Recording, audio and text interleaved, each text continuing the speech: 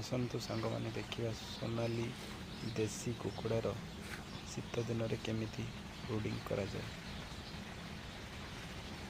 ଦେଖନ୍ତୁ ସାଙ୍ଗମାନେ, ପ୍ରଥମେ ଆପଣ ଫାର୍ମ ଚାରିପଟେ ଭଲ ଭାବରେ ପାଲଟିକୁ କଭର୍ କରିଦେବେ। ତାପରେ ଆପଣ ଟେମ୍ପରେଚର୍ ମେଣ୍ଟେନ୍ କରିବା ପାଇଁ ଫାର୍ମ ଭିତରେ ଦେଖନ୍ତୁ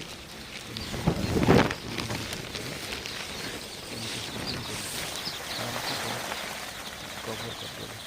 କଭର୍ କରିକି ରାଉଣ୍ଡରେ ଆପଣ 25ଟା ବ୍ରିଡ଼ିଂ କରିବେ।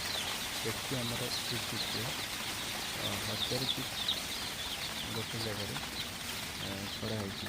ଆଉ ଆମର ଦେଖିପାରୁଥିବେ କ'ଣ ଗ୍ୟାସ୍ ପ୍ରୋଡ଼କ୍ଟ ଲାଗିଛି, ମାନେ ଟେମ୍ପରେଚର୍ ମେଣ୍ଟେନ୍ କରିବା ପାଇଁ ଆମେ ଗ୍ୟାସ୍ ଦ୍ୱାରା ତାଙ୍କୁ ହିଟ୍ ବା ଟେମ୍ପରେଚର୍ ପ୍ରଦାନ କରୁଛୁ ଗ୍ୟାସ୍ ସାହାଯ୍ୟରେ।